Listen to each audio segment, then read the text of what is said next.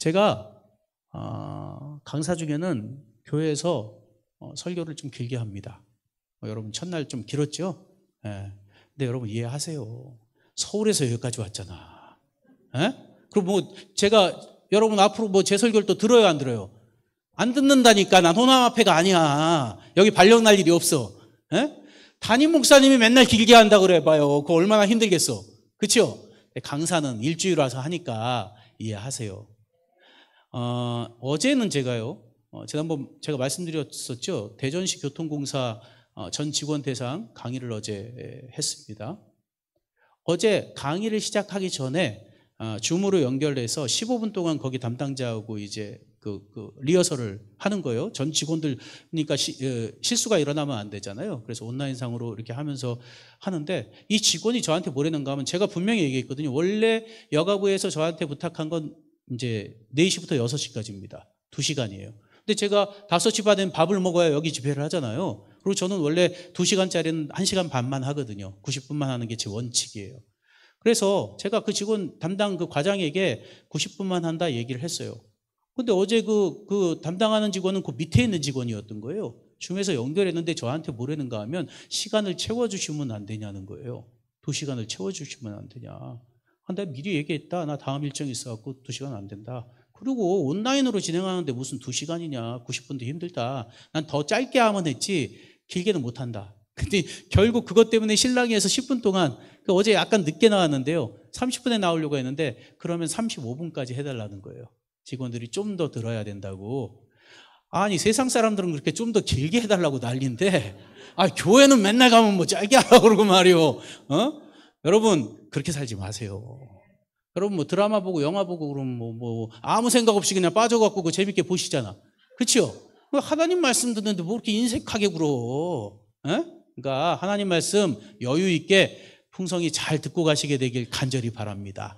내가 왜 이렇게 밑자락을 깔까요? 왜 그럴 것 같아? 오늘 왠지 길 것 같으니까. 도무지 못 찾겠었거든. 8시 반 되면 그냥 조용히 나가세요. 나가도 내가 한 말 안 할 테니까 나가시고 기왕이면 좀 넉넉한 마음을 가지고 말씀을 들으시게 되길 바라고. 원래 오늘 이 말씀이 제가 작년에 굉장히 깊은 연구를 통해서 만든 말씀입니다. 원래 설교 3편짜리인데 하나로 압축해가지고 여러분하고 이야기하려고 합니다. 오늘 부부관계에 대한 이야기를 하려고 하는데요. 성경 속에 나오는 사건과 부부 심리학에 나오는 것을 이제 연합해서 하려고 제가 올해 7월, 8월에 미국에 이제 3주간 강사로 가는데 거기서 쓸 내용은 여러분하고 미리 하려고 오늘 가지고 왔습니다. 깊은 연구를 통해서 만든 거니까 오늘 잘 들어보시고 어디서도 못 들었을 것 같습니다. 그러니까 한번 잘 들어보시고 이 말씀이 우리 가정에서 적용돼서 우리 가정에서 부부관계가 또한 좀 더 행복하게 만들어질 수 있게 되기를 간절히 바랍니다. 혹시 지금 부부관계가 아니신 분들은 내 주변의 부부관계인 분들에게 이야기해 줄 수 있겠죠. 내 자식들에게 이야기해 줄 수도 있을 거고 또 지금 이제 혼자 계신 분들 같은 경우 언제 또 부부가 될 수도 있는 거고요. 그러니까 우리가 그런 마음을 가지고 한번 들어보시게 되기를 바랍니다. 인간관계는 어떤 관계로부터 시작할까요? 인간관계의 시작은 어떤 관계로부터 시작했어요? 가족이 아니지. 인간관계의 시작, 성경 여러분 아시잖아요. 성경 창세기에 보면. 다 나와버리니까 그냥 말 안 해도 된다 이거 아니에요 지금? 그래도 말을 하라니까. 말 안 하면 답답해갖고 미쳐버려요. 다 나오니까. 인간관계 성경에 어떤 관계로부터 시작했어요? 아담과 시작. 그렇지. 아담과 하와의 관계로부터 시작했어요. 그 아담과 하와의 관계가 무슨 관계예요? 부부 관계예요. 인간관계의 시작은 부부로부터 시작했단 말이에요. 그래서 모든 인간관계의 시초는 부부로부터 시작했어요. 그래서 부부관계가 제대로 잘 서 있어야 나머지 인간관계들이 제대로 서갈 수 있어요. 저에게 부모 교육을 받으러 오는 분들이 굉장히 많으신데요. 참으로 안타까운 사실은 부모 교육에 집착하는 분일수록 부부관계가 안 좋으세요. 그래서 부부관계는 포기해버리고 뭐라도 자식이라도 잘 키워야 되겠다 해서 이렇게 부모 교육에 오세요. 제가 2011년도에 우리 노원구 그때는 가족센터가 이제 작년부터 가족센터로 통일이 됐습니다. 요즘 TV에 그 가족센터 CM이 계속 나갑니다. 홍보가 나가요. 여러분 아마 보시다 보면 여가부에서 이렇게 광고, 공익 광고 내는 가족센터 광고를 보실 거예요. 전국에 다 있습니다. 광주에도 4개인가 5개 있습니다. 여기도 가족센터가 있어요. 그래서 가족센터의 전신이 건강가정 다문화가족지원센터인데 이름이 너무 길어서 작년부터 이제 가족센터로 다 통일을 했는데, 제가 2011년도에 우리 센터에서 연중 부모 교육이라는 걸 했어요.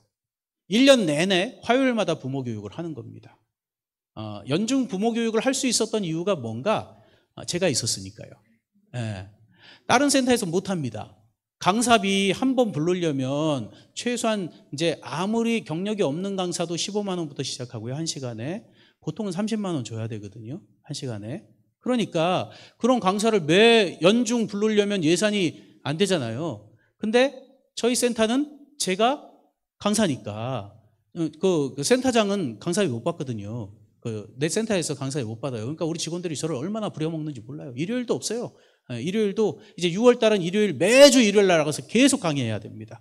뭐 계속 이렇게 저를 부려먹는데, 그때는 1년 내내 부려먹는 거죠. 이제 1년 내내 연중 부모 교육을 하는 거예요. 근데 여러분 1년 내내 하면 한 10주 정도 왔으면 그만 와야 되잖아요. 그래 안 그래요? 10주 정도 됐으면 양심적으로 지금 그만 와줘야지. 내가 무슨 하나님이에요? 맨날 그 사람들에게 새로운 걸 어떻게 해, 1년 동안. 52주 동안 52개를 어떻게 매번 새 걸 하냐고. 그러니까 적당히 좀 한 3개월쯤 왔으면 빠져줘야 다음 사람들한테 또 했던 거 또 하고 이렇게 할 거 아니에요. 근데 허구한 날 내내 오는 거야. 몇 명은 1년 내내 오는 겁니다. 그래서 어느 날은 제가 궁금했어요. 이 사람들 왜 이렇게 매 계속 오나? 그래서 하루는 집단 상담을 했습니다. 이제 강의가 아니라 전체 모아놓고 그 사람들 심리가 어떤 건지 무엇인지를 파악해 보려고 했더니, 그들이 계속 오는 이유는 뭔가, 와서 배울 때는 너무 좋은 거야. 새로운 걸 이제 딱 접하면 이거 너무 좋구나. 근데 집에 가서 하면 돼야 안 돼요?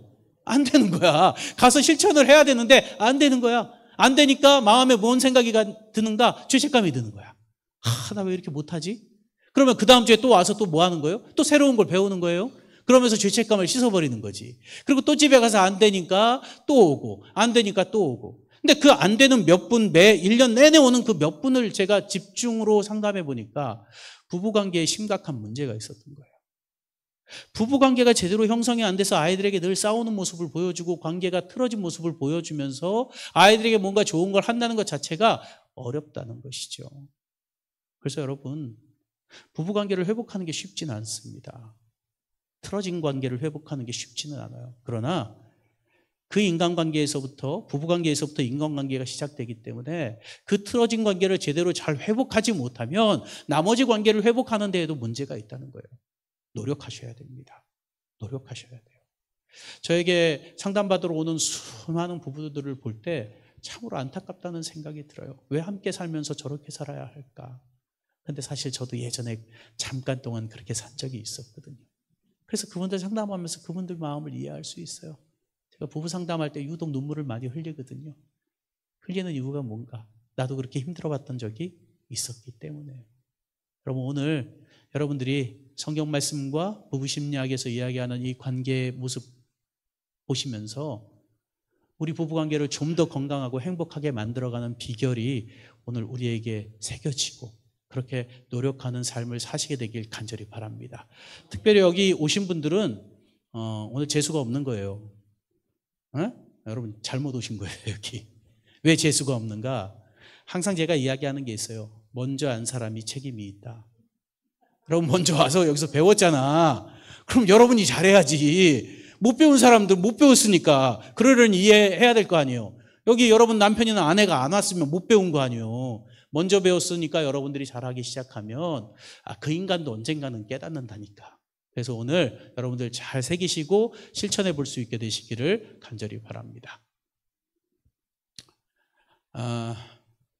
하나님 말씀 잠언 31장 10절 30절입니다. 누가 현숙한 여인을 찾아 얻겠느냐? 그의 값은 진주보다 더하니라. 고운 것도 거짓되고 아름다운 것도 헛되나 오직 여호와를 경외하는 여자는 칭찬을 받을 것이라.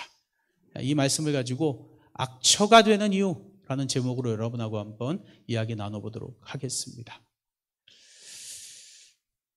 한때 우리나라에 저런 영화가 있었습니다. 굉장히 흥행한 영화입니다. 좋은 놈, 나쁜 놈, 이상한 놈.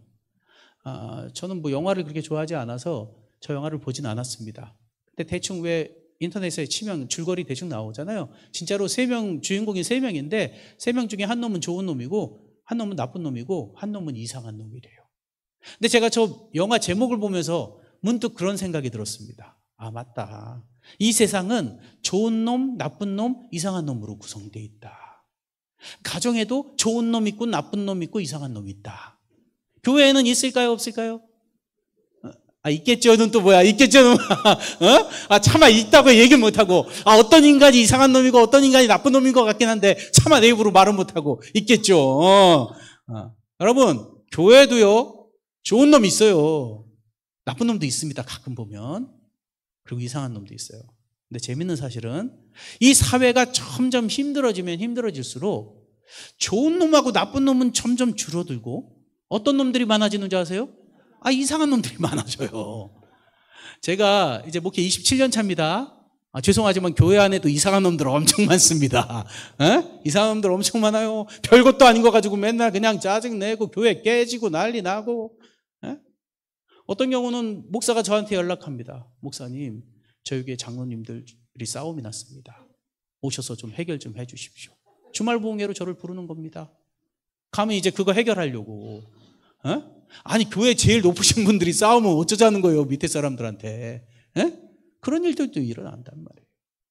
자, 지금 마음속으로 한번 생각해 보시기 바랍니다. 나는 좋은 놈일까? 나쁜 놈일까? 이상한 놈일까? 한번 생각해 보세요. 여러분 스스로가 한번 잘 판단해 보시기 바랍니다. 우리 가정에도요, 좋은 사람 있고 나쁜 사람도 있어요. 그리고 이상한 사람도 있습니다. 그런데 가장 힘든 사람들이 어떤 사람들인가? 나쁜 놈은 그냥 나쁜 놈이라고 생각할 수 있어. 이상한 사람들이 문제란 말이야. 그럼 사실 교회 안에도요, 가정에서도 나쁜 놈보다는 이상한 놈들이 많은 거죠. 자꾸 놈이라고 해서 죄송합니다. 년이라고 하면 괜히 욕 같잖아. 그래서 놈만 쓰는 거예요. 놈은 왠지 우리가 이것도 참 남녀 평등이 아니야. 가끔 보면 놈은 별로 욕이라고 안 생각하는데 년이라고 하면 그건 욕이라고 그러더라고. 그래서 제가 차마 이미 써버렸구나. 차마 그 말은 잘 못 쓰는데, 아무튼 남자건 여자건 간에 이상한 사람들이 이 교회 안에도 있고 가정에도 있다는 것이죠. 그렇다면 이 이상한 사람들을 어떻게 대해야 할까? 우리가 한번 생각해 볼 필요가 있다는 거죠. 제가 오랜 시간 상담을 하면서 제가 많은 가정을 만나서 이야기 나누면서요, 일정한 행복한 가정과 불행한 가정의 일정한 패턴을 하나 찾아내게 되었습니다. 이건 제가 생각해낸 패턴인데 여러분도 이미 다 알 수 있는 패턴입니다. 행복한 가정은 똑같은 문제가 있었을 때, 예를 들어 남편이 약속했는데 약속 시간을 늦었단 말이에요. 그럼 행복한 가정은 어떤 생각을 갖는가? 무슨 이유가 있겠지. 뭔가 문제가 생긴 건 아닐까. 그래서 그 사람을 좀 긍정적으로 이해하려고 생각해요. 그러다 보니까 늘 사랑의 선순환이 이루어지는 거죠. 좀 안 좋은 일이 있었어도 그럴 수 있지. 이 사람이 원래 그런 사람은 아닌데 뭔가 그럴 수 있겠지라는 생각으로 긍정적으로 생각하다 보니까 계속 좋은 쪽으로 돌아간단 말이에요. 굴러가는 거예요. 반면에 불행한 가정은 좋은 일을 해도, 뭔가 좋은 일을 해봐도 자꾸 안 좋게 보는 거예요. 그래서 상담을 나누다 보면 남편분들이 그런 얘기를 해요. 나는 그래도 적어도 제 아내에게 인정받으려고 뭔가 열심히 노력을 하는데 우리 마누라는 계속 그것까지도 욕한다는 거예요. 좋은 일을 했는데도 욕한다는 거예요. 자기가 좀 잘 보이려고 일찍 들어와서 설거지를 해놨는데 그거 가지고 고맙다고 하는 게 아니라 뭐라는 거예요? 설거지를 이따위로 하려면 더 이상 하지 말라고. 그런 식으로 이야기한다는 거예요. 그러니까 좋아질래야 좋아질 수 없다는 거죠. 그런 가정은 미움의 악순환인 거예요. 뭔 짓을 해도 다 미운 거야. 그래서 미움의 악순환 가운데 빠지는 그 불행한 가정의 모습을 보게 된다는 것입니다. 안타까운 사실은 이 미움의 악순환 가운데 있으면 이 고리를 끊고 다시 사랑의 선순환으로 돌려야 되는데 그게 잘 안 된다는 거예요. 여러분의 가정도 혹시 미움의 악순환으로 돌고 있다면 뭔가 계기를 마련하시게 되길 바랍니다. 상담을 받으시든지, 제일 좋은 방법 중에 하나는 상담 받는 거예요. 상담을 받으시든지. 제가 말씀드렸잖아요. 가족센터 가면 무료로 다 상담해 드립니다. 여러분 상담 1시간 받으려면 보통 20만 원 내셔야 됩니다. 일반 상담 전문 상담사한테 가려면 가족센터에는 석박사 이상의 상담사만 있습니다. 다 무료입니다. 가서 한번 받아보세요. 그런 걸 받던지 교회에 와서 목사님하고 한번 상담을 나눠보시든지 뭔가 이런 특별한 계기를 통해서 악순환을 선순환으로 돌릴 수 있는 뭔가 계기를 마련해야 되는데 그게 안 되면 그냥 마냥 악순환 가운데 돌아갈 수밖에 없다는 사실인 것이죠. 여러분의 가정이 사랑의 선순환으로 돌아갈 수 있게 되시기를 간절히 바랍니다. 그렇게 노력하셔서 일단 부부부터 시작해서 자녀들에게 좋은 긍정적인 모습을 보여주시면 아이들도 정말 선순환 가운데 아름답게 행복하게 살아갈 수 있게 된다는 사실인 것이죠. 성경에 3대 악처가 있습니다. 성경에서 이야기하는 3대 악처입니다. 아합 왕의 아내 이세벨, 다윗 왕의 아내 미갈, 욥의 아내, 요 세 아내를 성경에서 3대 악처로 정의를 합니다. 세계 3대 악처가 누군지 혹시 아세요? 오, 우리 집사님 되게 유식해. 어제부터 보니까 되게 유식해. 여러분 저렇게 유식한 청중을 강사가 좋아할까 안 좋아할까? 아는구나. 난 좋아해. 자, 소크라테스의 아내 크산티페. 그 다음 또 하나만 아는구나. 내가 설마 또 그 잘난 사람 싫어한다고 또 일부러 아는데 모르는 척하는 건 아니지. 자, 소크라테스의 아내 크산티페. 그 다음 톨스토이의 아내 소피아. 그리고 욥의 아내. 세계 3대 악처의 욥의 아내는 들어갑니다. 성경의 3대 악처 그리고 세계 3대 악처에도 욥의 아내는 들어가요. 여러분 여성분들 지금 기분 나쁘죠? 기분 나쁘지? 우리 여기 네. 왜 굳이 악처야? 기분 나쁘시죠? 솔직히 얘기해도 돼. 네. 그렇죠? 세상에 나쁜 놈도 많은데 말이야. 왜 악처야? 하필이면 나쁜 놈이 훨씬 더 많은데. 여러분 남자들도 솔직히 인정하시죠? 나쁜 여자보다 나쁜 놈들이 더 많잖아요. 솔직히 나쁜 남자가 더 많다고. 너무 서운해하지 마세요. 왜냐하면 성경에 나쁜 놈들 너무 많거든. 그 나쁜 놈들 다 나열하려면 오늘 밤새도 안 돼. 그러니까 좀 적은 악처로 이야기해서 부부관계를 일반적으로 이야기하려고 제가 악처를 이야기한 거예요. 성경에 3대 악처는 3명밖에 안 나오지만 나쁜 놈들은 다 엄청 많아요. 성경에 나쁜 남편들 엄청 많아요. 여러분 오늘도 아마 들으면서 아시겠지만 우리가 정말 위대하다고 생각하고 좋은 남자라고 생각하는 그 놈도 나쁜 놈이거든. 오늘 여러분에게 보여드리도록 하겠습니다. 첫 번째 아합 왕의 아내 이세벨입니다. 여기 계신 분들 성경을 조금 아시는 분들은 이 여자가 얼마나 악한 여자인지 아시죠? 여러분 이 아합 왕의 이세벨을 아주 제대로 잘 묘사해 놓은 책이 요한계시록에 나와요. 여기 보면 이렇게 이야기합니다. 그러나 내게 책망할 일이 있노라. 자칭 선지자라 하는 여자 이세벨을 내가 용납함이니 그가 내 종들을 가르쳐 꾀어 행음하게 하고 우상의 제물을 먹게 하는도다. 또 내가 그에게 회개할 기회를 주었으되 자기의 음행을 회개하고자 아니하는도다. 여러분 이 이세벨은 북방 이스라엘의 아주 악한 왕이었던 아합 왕 7대 왕입니다. 7대 왕 아합 왕의 아내였습니다. 과연 이세벨은 악처였을까요? 그 여인 자신 때문에 악처가 되고 악한 여인이 되었을까요? 우리는 이세벨을 그렇게 악처라고 늘 매도하는데 과연 그 여인이 그렇게 된 데에는 어떤 사연이 있을까요? 우리가 심리학적으로 그걸 읽어주지 않고 그저 그 여인을 무조건 나쁘다, 저 여인은 정말 못됐다라고만 이야기하면 우리가 제대로 잘 이해할 수 없는, 물론 악처는 악처죠 결과적으로. 그러나 그 여인이 왜 그렇게 됐는지 그 과정을 우리가 한번 생각해 볼 필요가 있습니다. 여러분 이세벨은 시돈 왕이었던 엣발의 딸이었습니다. 그 시돈이라는 땅은 어떤 땅인가? 항구 도시였습니다. 예로부터 항구 도시는요, 돈이 많을까요, 적을까요? 많아요. 지금이야 물류가 활성화돼 갖고 쉽게 가지만 옛날에는 모든 물류가 어디에서 거래가 됐어요? 항구에서 거래가 됐어요. 그래서 항구는 부자였어요. 그리고 항구가 굉장히 이렇게 그 돈이 많다 보니까 범죄가 많을까요, 적을까요? 범죄가 엄청 많았어요.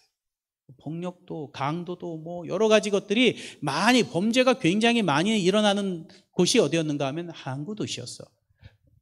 여러분, 이 항구 도시에서 굉장히 어디를 불구하고 모든 전 세계 항구 도시에서 가장 성행했던 공통적인 산업이 하나 있는데, 그 산업이 혹시 뭔지 아세요?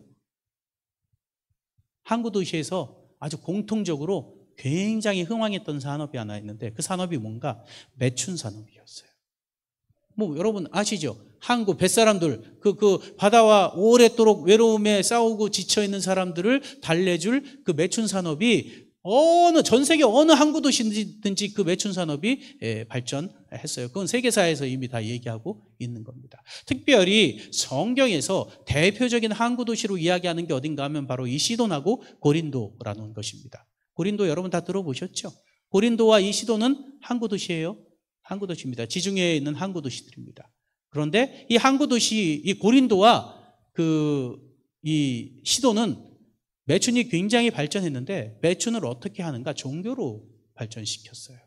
그래서 이 고린도와 이 시돈은 주신, 그들이 이야기하는 우상을 섬기는 주신이 어떤 신인가 하면 여신들이었습니다. 아스타롯 그 여신이 그 고린도나 이 시돈의 주신이었어요. 그들이 주로 섬기는 신이 그 여신이었습니다. 그 아스타롯 신전은 어떻게 만들어져 있는가? 신전에서요, 사제들이 있는데, 제사장처럼 신전에서 봉사하는 사제들이 다 여자들입니다. 그리고 그 여자들은 다 뭔가 하면 매춘부들입니다.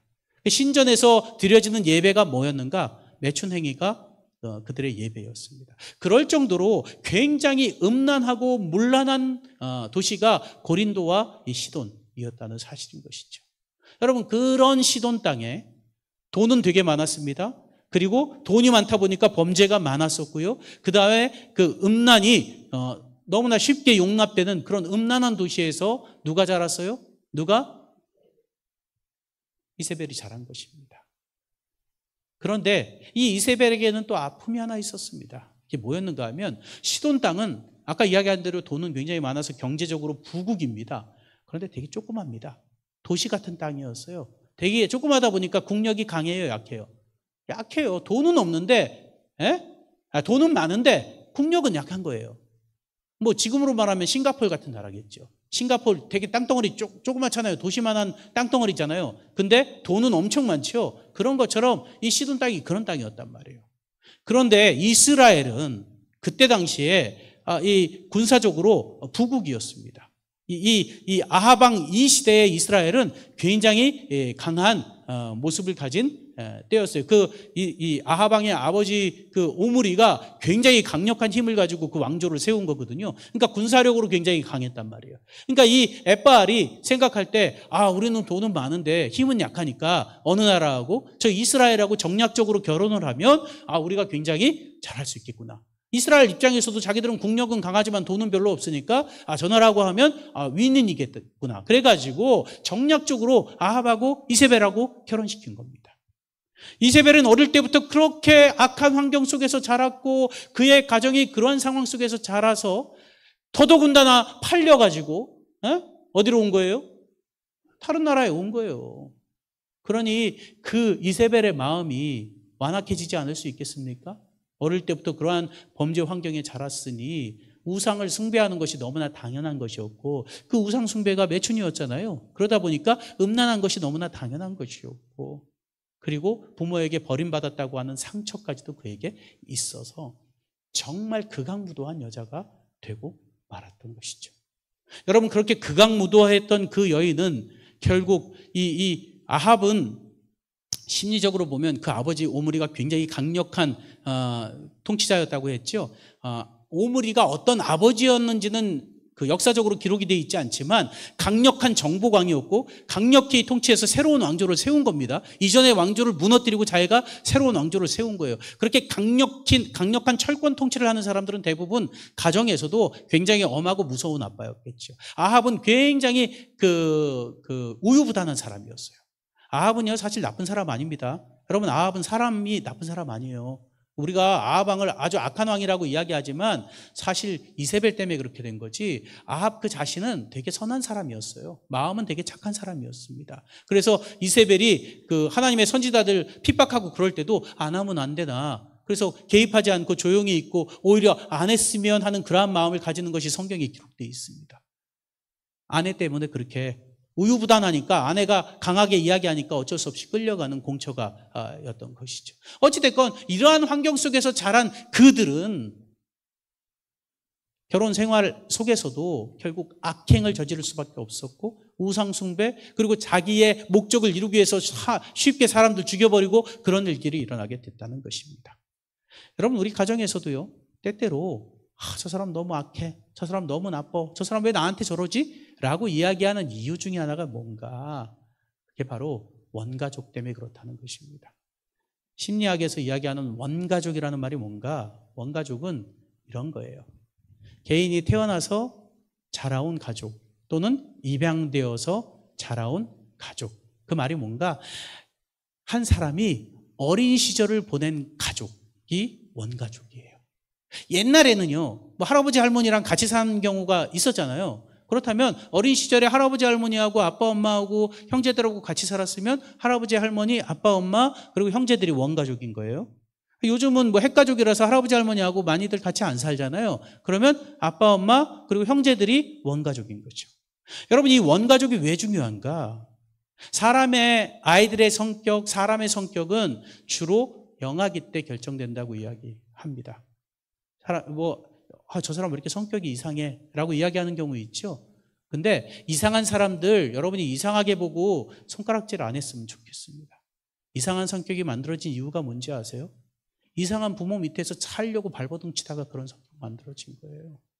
심리학적으로 이해하면 이상한 성격을 가진 사람들 손가락질 할 게 아니라 불쌍하게 바라봐야 하는 거죠. 자기는 어찌됐건 그 부모 밑에서 살아야 하는데 살기 위해서 어쩔 수 없이 발버둥 치다가 만들어진 게 그 성격인 거예요.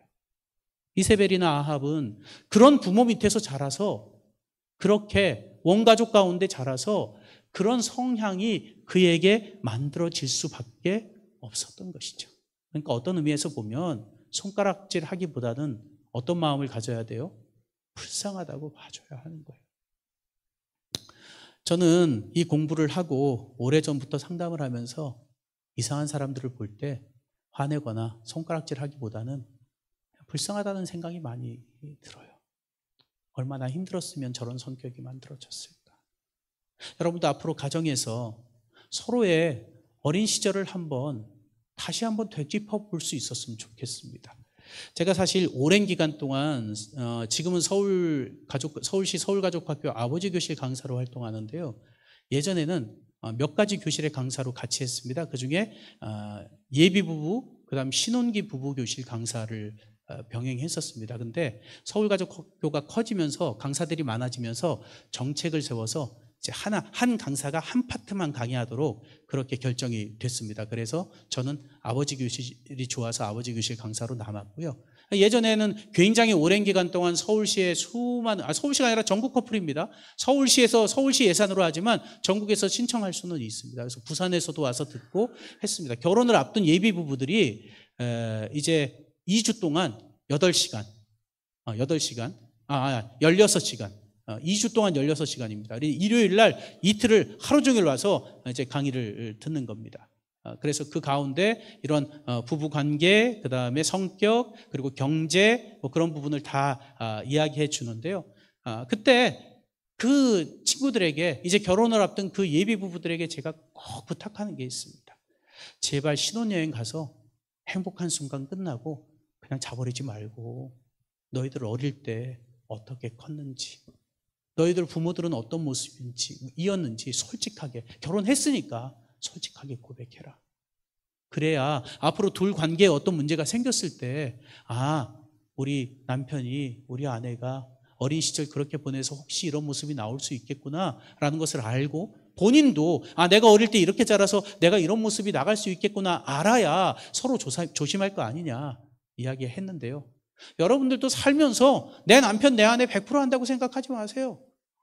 택도 없는 얘기입니다. 어떻게 알아요? 다 속에 있는 걸 얘기를 안 했는데. 서로 그런 이야기 좀 나누면서 내가 어떻게 자랐는지, 내 부모는 어떤 사람이었는지, 내 원가족은 어떤 상황이었는지를 알아야 내가 이상한 행동을 해도 이해할 수 있을 거 아니에요. 흔히 그런 말 있죠. 아는 만큼 이해하고 이해하는 만큼 사랑한다. 그 사람을 알아야 내가 이해할 거 아니에요. 이해해야 또 사랑할 수 있죠. 여러분 잘 모르면 오해하게 되고 오해하면 미워하게 되잖아요. 저도 제 아내의 원가족 그 관계를 제대로 잘 파악하지 못했을 때는 아내가 가끔 이상한 행동할 때마다 화가 났거든요. 근데 이 공부를 하면서 예전 제 신혼 때 얘기입니다. 신혼 지나서 한 6년 차, 7년 차 그때부터 가끔 우리 가정에도 엄청난 갈등이 있었습니다. 전쟁을 치렀고요. 그런데 시간이 흐르면서 알게 되는 거죠. 이렇게 천사 같은 아내가 왜 가끔 저렇지? 근데 원가족 가운데서 어릴 때부터 보아온 엄마의 모습에서 그 모습이 투영돼서 자기에게 때때로 나타날 수 있는 것이겠죠. 우리 장모님이 좋기만 한 건 아니잖아요. 참 좋으신 분이지만 그분도 뭔가 남편에게 하는 이상한 행동들이 있거든요. 제가 볼 때는. 그거를 배워서 어릴 때부터 자연스럽게 습득해갖고 자기도 모르게 나오는 거예요. 똑같은 모습이. 그래서 여러분 원가족이라는 것을 제대로 잘 이해하지 못하면 우리는 부부관계에 있어서 굉장히 어려워질 수 있습니다. 그래서 원가족을 잘 이해할 수 있는 모습이 되셨으면 좋겠습니다. 여기 혹시 젊은 분들에게는 제가 상담할 때 꼭 하는 건데요. 원가족을 파악하기 위해서 원가족 게임을 하나 합니다. 우리 젊은 어머니들도 와 계시니까 혹시 가족이 함께 있을 때 이거 한번 해보시면 좋습니다. 가족이 다 모여서요. 스케치북 하나씩 다 들고 도화지 하나씩 들고 색연필로 가족 구성원을 동물로 묘사해 보는 겁니다. 아빠는 사자, 엄마는 사슴, 나는 원숭이, 오빠는 이렇게 개, 이렇게 쓰는 거죠. 그리고 그렇게 그린 이유를 이야기하게 하는 거예요. 이거 할 때는 절대 화내면 안 됩니다. 내가 본 그대로의 모습을 쓰는 거예요. 근데 아빠가 왜 나는 사자냐고 따지고, 진짜, 아빠들 가끔 보면 지금 깝깝해요. 상담하다가도. 제가 상담하면서 이 게임을 하면서 가족 간의 문제가 완전히 해결된 경우가 굉장히 많이 있습니다. 예전에 한 곳에 가서 했는데 고등학교 3학년, 고등학교 1학년, 중학교 2학년 세 아들을 둔 가정이었는데요. 아들들이 굉장히 반항하고 이제 속상해했는데 그 가정이 다 상담을 필요로 해서 5명이 남편, 아내, 아들들까지 다 온 거예요. 와서 상담을 했는데 제가 진짜 신기한 경우가요. 단 한 번의 상담으로 해결되는 경우가 종종 있는데요. 2018년도 LA에 부모교육 일주일 동안 강의를 간 적이 있었는데 LA는 한 호텔에서 강의를 진행했었는데요. 중앙일보에 광고를 했더니 수많은 사람들이 왔어요. 왜 왔는가? 강의를 들으러 온 게 아니고 강의에 참여하면 강사님하고 1시간 상담할 수 있는 기회를 드립니다. 이 홍보 문구 때문에 수많은 사람이 왔어요. 저 그때 딱 토요일 날 가서 토요일 날 돌아왔거든요. 원래는 오전 한 오후 3시쯤부터 상담 시작하면 저녁 7시 반서부터 9시까지 강의하고 3시부터 상담하고 3시 전까지는 투어 시켜드리고 이렇게 들어간 거예요. 근데 워낙 많은 사람들이 신청해가지고 이제 선착순으로 끊겠다고 그 주최 측에서 저한테 이야기하더라고요. 내 투어 시간은 보장해 주겠다고. 그래서 제가 투어가 무슨 중요하냐 지금 가정들이 다 저렇게 간절해한데 그냥 다 상담하자 하고 어떤 경우는 아침부터 상담한 경우도 있고 그래서 제가 LA에 투어를 그렇게 많이 못하고 왔어요. 상담만 내내 하다 왔는데 신기한 건 한 번의 상담에 가족 문제가 다 해결되기 시작하는 거예요. 제가 이제까지 상담하면서 최고로 놀라운 행복을 경험했던 때가 그때였어요. LA의 그 두 가족은 나중에 다시 한국에 들어와서 제 사무실에 와서 좀 더 상담받고 나가셨었는데 그때 그렇게 1시간 만에 해결된 이유가 뭔가 간절한 거죠. 자기들 미국에 있는 카운슬러들에게 가서 상담을 했는데도 돈 주고 몇 번을 했는데도 해결이 안 됐는데 같은 한국 사람이니까 자기도 한국 피가 흐르는 교포지만 1시간 만에 해결되는 거예요. 간절하니까. 근데 요 가정도 요 5가정이 간절한 마음을 가지고 2시간 반 동안 저랑 상담을 했는데 그때 해결됐어요. 요거 가지고 해결됐어요. 이야기 나눠보다 보니까 아빠나 엄마의 성향, 아빠 엄마가 부부싸움하는 그게 이 아이들의 심리에 너무 많은 영향을 미쳤던 거죠. 어릴 때부터 아이들 보는 데서 계속 싸움하니까 이 아이들이 너무 이렇게 깊이 상처를 받았던 거예요. 고3 아들서부터 고1 아들, 그 다음 중2 아들이 자기 속에 있는 걸 얘기하고, 제가 미리 얘기했거든요. 어떤 얘기를 해도 화내지 말고 다 수용해라 했는데 아빠도 엄마도 펑펑 울고 하면서 가정이 아주 잘 회복이 됐어요. 그 이후에 제가 몇 번 만났었는데 너무 좋아져서 너무 행복해졌다고 이야기하는 걸 듣게 됐거든요. 한번 해보시면 좋을 것 같아요. 그래서 각자 이렇게 이야기하면서 나라는 존재가 어떤 모습으로 그려졌는지, 그게 여러분의 모습인 거예요. 나를 어떤 동물로 그렸는지, 그리고 자녀들도 자녀 스스로를 어떤 동물로 그렸는지 여러분이 살펴보시면 좋겠어요. 그러면 나하고 내 남편하고 아이에게 어떤 영향을 미쳤는지를 알 수 있겠죠. 그렇게 여러분들이 한번 해보시면 서로의 원가족을 잘 이해할 수 있으리라 생각합니다. 두 번째, 다윗 왕의 아내 미갈입니다. 여러분, 다윗 왕의 아내 미갈을 성경의 3대 악처라고 이야기하는데요. 왜 악처라고 이야기하는가? 딱 한마디 때문에 그래요. 성경에 보면 이런 글이 있습니다. 사무엘하 6장 20절로 22절. 저기 있는 것도 잘 안 보이네 이제. 저도 늙어가지고 저 뒤에 있는 것도 잘 안 보이네. 큰일 났네. 예.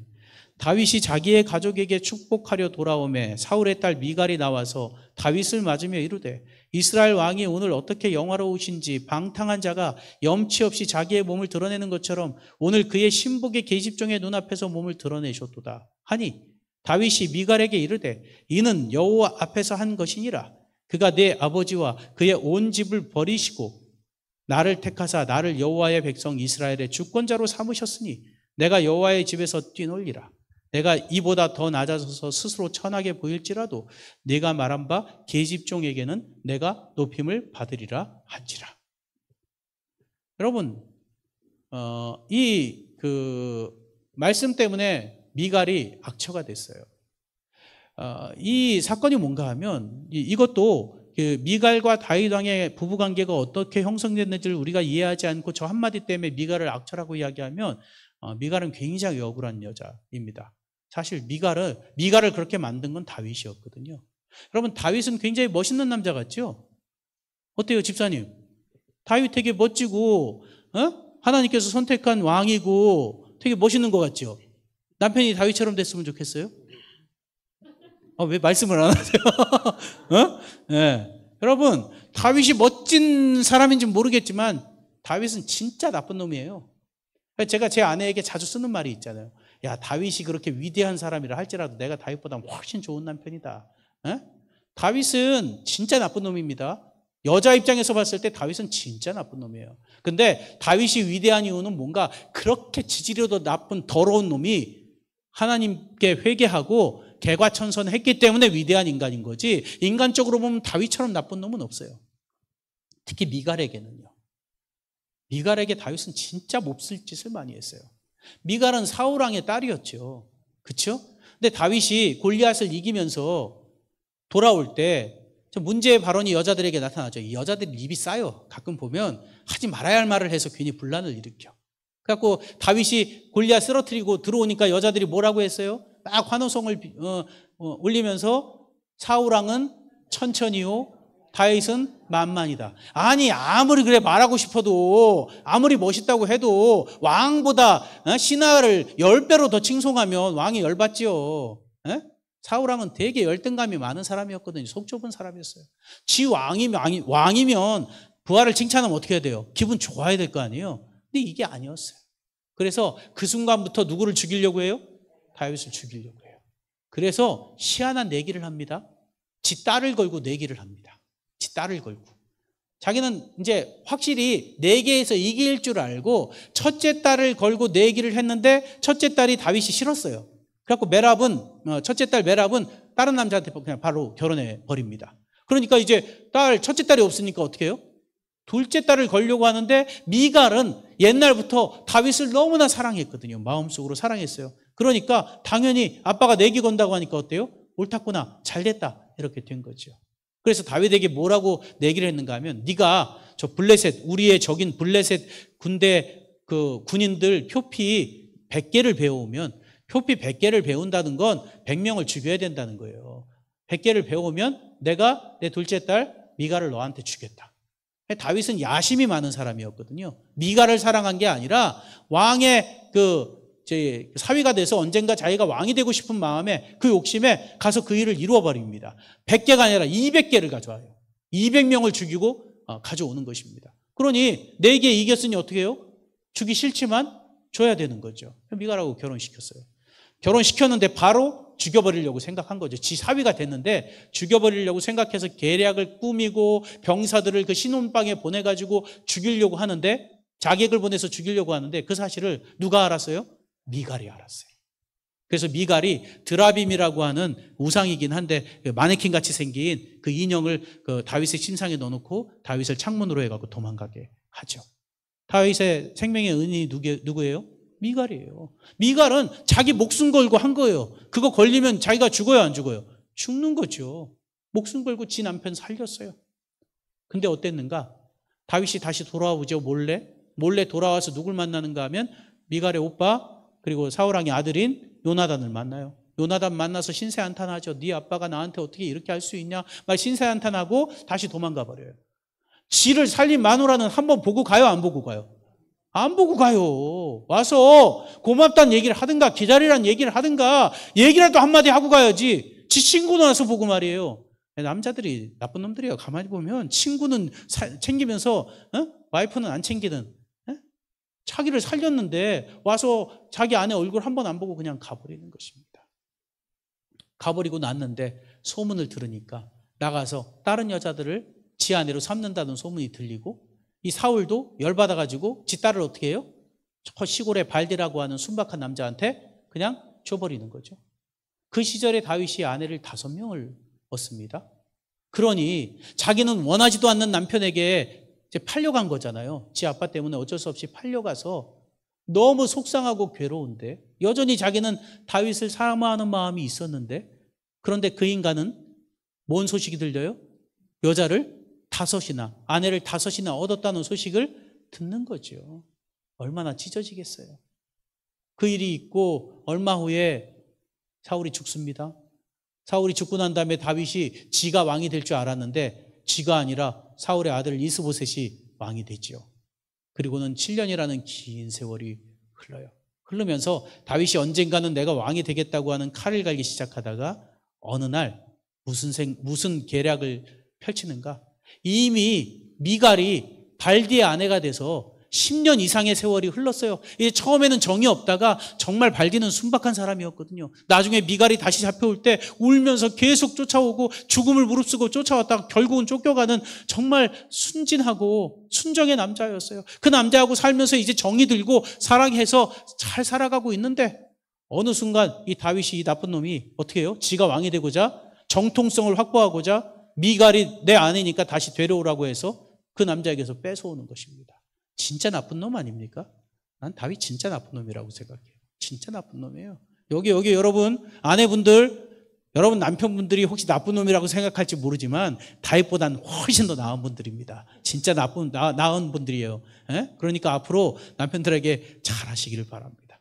여러분 이렇게 미갈을 뺏어오는 거예요. 뺏어오는 이유가 뭔가 미갈이 사랑스러워서가 아니라 지가 왕이 되고 싶은 욕구 때문에 뺏어오는 거예요. 미갈이 알았을까요? 몰랐을까요? 알았죠. 왜 몰라요, 그걸. 이미 다 알고 있었어요. 자기 이미 이제 잘 마음 잡고 행복하게 살고 있는데 그 가정 깨고 나를 잡아와서 여전히 자기를 여자 취급도 안 하고, 그리고 자꾸 예전에 그 병이 들어서 여자들에게 자꾸 눈길 주고 그러는 것입니다. 그러니 이렇게 벗개를 가지고 되돌아오면서 어떻게 해요? 우통 다 벗고 그 맨몸 드러내서 덩실덩실 춤을 추니 여자들 앞에서 미갈이 뭐라고 생각할 수밖에 없어요? 저것도 여자 꼬시는구나. 저 또 병 도줬구나. 이야기하는 거죠. 그래서 결국 다윗이 너보다 더 천박한 저 여종들이 너보다는 나를 더 존경하고 더 좋아할 거다. 그리고는 아예 미갈을 내치고 아주 안 좋게 그렇게 모습이 되죠. 여러분, 미갈이 오해했을까요? 결국 그 일이 있은 다음에 어떤 일이 일어나는지 아세요? 바세바 사건이 일어나잖아요. 다윗은 그런 놈이었으니까 미갈은 이미 알았던 거지요. 예? 제대로 본 거잖아요. 미갈은 어떤 의미에서 악처가 아니에요. 불쌍한 여인이죠. 그 남편 잘못 만나서 불쌍하게 기부하게 살았던 거예요. 그럼 우리가 너무 그 여인을 악처라고 매도하지 않았으면 좋겠습니다. 여러분, 이 다윗 왕의 미갈의 사건을 통해서 우리가 알 수 있는 모습이 뭔가? 부부관계의 갈등의 두 번째 원인인 서로에게 주는 상처와 권태기입니다. 살다 보면 서로에게 상처를 심하게 주잖아요. 다윗 같은 경우는 시아버지인 사울을 욕하면서도 미갈을 상처 줬고요. 계속해서 미갈에게 상처를 주죠. 그런 상처가 이 여인에게 계속 쌓여서 한 번 터진 게 이 사건인 거예요. 살다 보면 또 권태기가 오잖아요. 여러분, 남편하고 데이트 시절처럼 뜨겁지 않다고 그걸 한탄하고 그걸 권태기라고 생각하지 않았으면 좋겠습니다. 뜨거웠던 게 이상한 거예요. 사람은 뜨거우면 못 살아요. 인간의 온도가 몇 도예요? 36.5도잖아요. 여러분, 그 목욕탕에 가서 36도 되는데 들어가 보셨어요? 네. 어때요? 36도가 뭐가 뜨거워? 36도는 미지근해요. 이 양반 왜 이래? 이거 또 오늘 나랑 싸우자는 거예요, 지금? 여러분, 우리 몸 뜨거워요, 안 뜨거워요? 여러분, 몸 만져보면 뜨거워요, 안 뜨거워요? 안 뜨겁다고요. 우리 체온하고 비슷한 온도는 뜨겁지 않고 미지근해요. 적어도 그래서 목욕탕에는 36도가 없습니다. 가장 기본 탕인 온통이 38도고요. 그 다음에 그거보다 40도 되면 정말 뜨겁게 느껴지는 거죠. 여러분, 38도가 돼야 약간 우리 몸보다 따뜻하다고 느껴지고 40도 돼야 뜨겁다고 느껴지잖아요. 그렇죠? 왜? 우리 몸이 36도니까요. 36도는 미지근한 온도죠.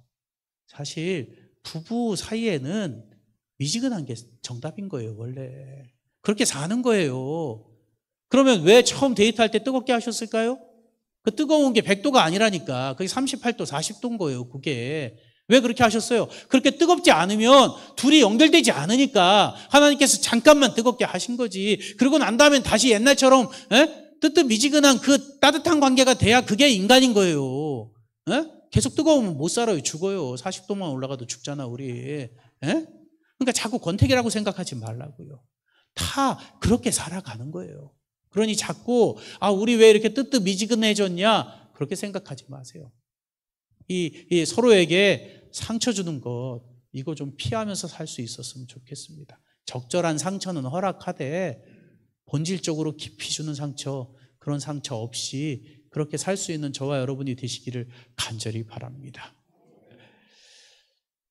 좋아하는 것하고 사랑하는 것에는 차이가 있습니다. 좋아하는 것하고 사랑하는 것의 차이가 혹시 뭔지 아세요?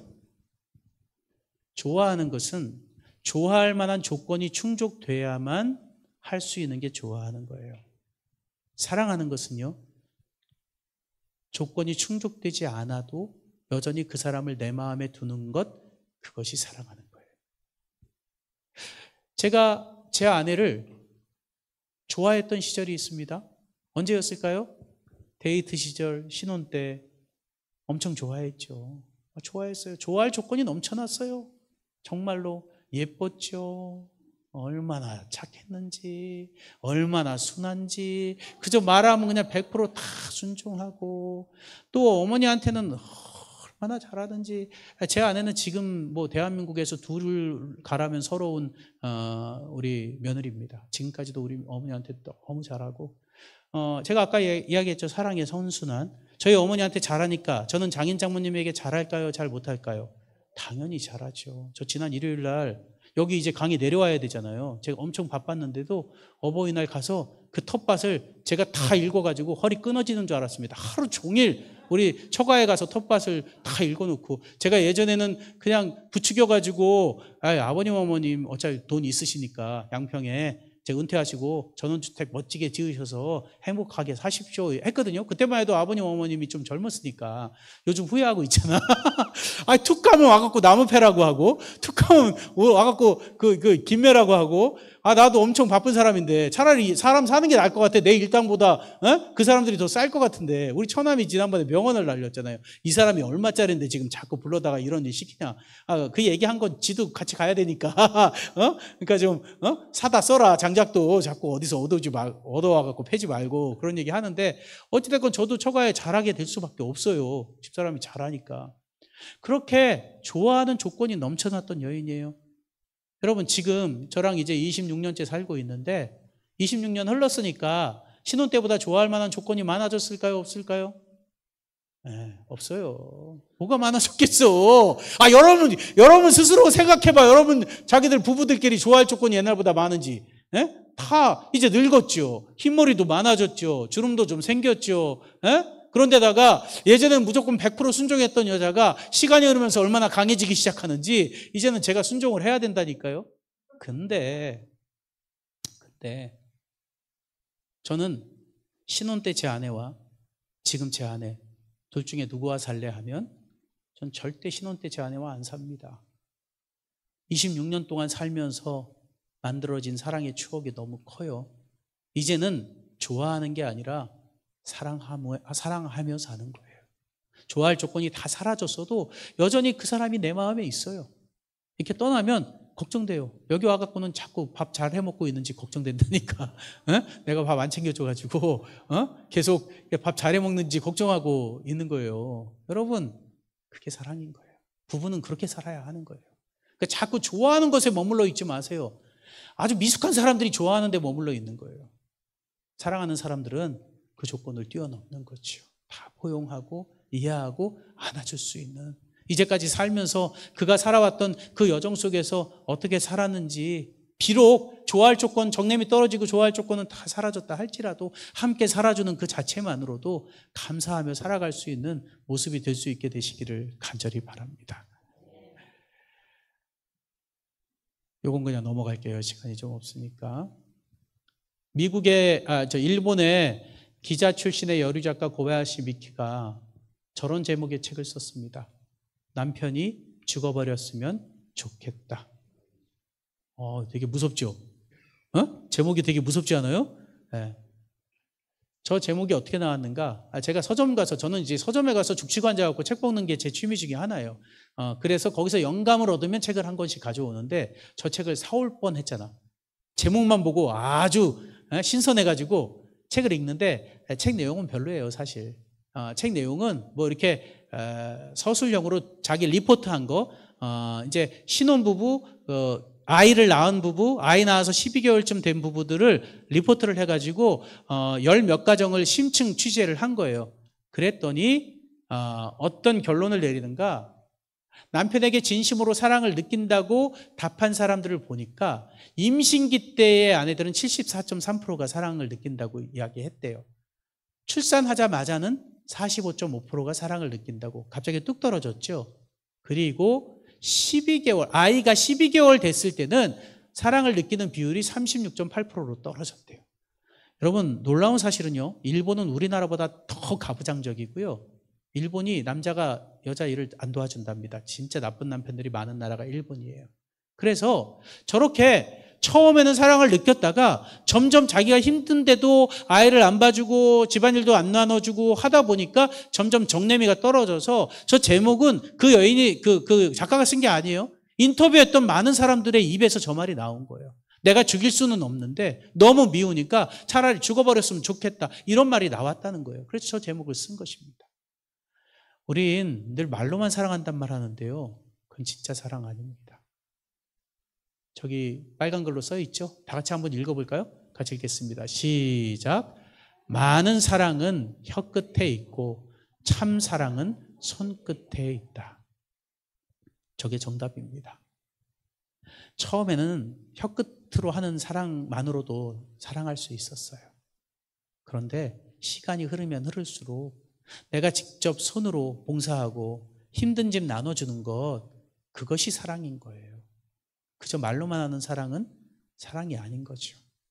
제가 예전 결혼 6년 차, 7년 차 때 왜 이렇게 제 아내가 저를 힘들게 하고 왜 이혼하자 소리까지 내 입에서 나오게 했을까를 생각해 봤더니 나는 그때는 제 아내만 야속하다고 생각했거든요. 계속 제 설교 가지고 비난하고, 교인들은 막 울고 웃고 하면서 신나가지고 은혜 받았다고 나가는데 해도 지기 전에, 안식일 해도 지기 전에 맨날 설교 가지고 욕하는 거예요. 오늘은 왜 사람 웃겼냐, 웃기지 말아라, 울리지 말아라, 그러니까 저기 가만히 얌전히 서가지고 읽어라, 그냥 뭐 이런 식으로 얘기하는 거예요. 사람 미치고 활짝 진짜 환장하겠지 진짜. 그래서 제가 이혼하자 소리 2번이나 했습니다. 목사에게 설교 가지고 건드리면 정말 이거 안 되는 거거든요. 교인들 다 좋아하는데 왜 그러는 거야?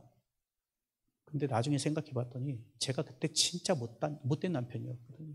아이 낳았고 아이 둘 낳았고 힘든데도요, 제가 뒤돌아서 그때를 생각해보면 내가 왜 그랬는지 모르겠어요. 진짜 나쁜 놈이었어요. 그냥 집사람한테 다 맡겨놓고 나는 목회한다고. 제가 지금도 후회되는 건, 제 아내가 제가 의왕에서 목회할 때인데 처가가 인천이에요. 그래서 의왕에서 교회에 있는 데서 버스를 타고 그 의왕역, 그 인덕원역에 가서 전철을 갈아타고 이제 처가를 가야 되는 거죠. 근데 제가 그때 일이 있어가지고 처가를 못 데려갔어요. 그래서 제 아내가 버스 타고 가서 이렇게 갔다 돌아오는데요. 돌아오는 날 비가 왔어요. 근데 제 아내가 그 인덕원역에 얼마 있으면 도착한다고 전화를 한 거예요. 그 얘기는 뭐예요? 나보러 태우러 나오라는 거지. 내가 뭐라고 했는 줄 아세요? 버스 타고 잘 와. 두 애를 안고 업고 비 오는데, 그리고 비를 맞고 집을 들어왔는데요, 아무 생각이 없는 거예요. 제 아내가 눈이 이렇게 약간 충혈이 된 채 들어왔어요. 제가 그렇게 나쁜 놈이었어요. 그러니 제 아내같이 설교 가지고 욕 안 하겠어요? 잘하면 잘할수록 더 욕하지. 네 인생이나 잘 살아라 이 인간아, 그러지 않았겠어요? 그때는 그걸 이해를 못했던 거지. 시간이 흘러서 조금씩 제가 제 아내를 위해서 희생하고 제 아내의 짐을 대신 지고 하기 시작하니까, 예전에는 제 아내가요, 제가 출장 간다 그러면 은근히 좋아하는 것 같았어요. 왠지 아세요? 출장 가면 그냥 있는 밥 자기 그냥 먹으면 되잖아. 제가 입맛이 까다로워서 늘 새 반찬을 해야 전 잘 먹거든요. 반찬 투정은 안 하는데 젓가락이 안 가요. 이렇게 또 지난 끼니에 나온 거 또 나오면 젓가락이 안 가요. 제가 나중에 보니까 까다로운 놈인 거예요. 제 아내에게는 나 같은 사람이 어디냐, 내가 언제 반찬 투정 한번 하더나, 그냥 있으면 있는 대로 먹는 거지 그랬는데, 제 아내는 아는 거죠. 반찬 투정은 안 해도 젓가락이 안 가니까 마음이 늘 그런 거잖아. 근데 그래서 예전에는 은근히 출장 간다 그러면 좋아했던 것 같거든요. 근데 요즘은 출장 간다 그러면 엄청 서운해요. 뭐라는 줄 아세요? 우리 장금이가 떠나니 우리 집은 어쩌나, 이런다니까요.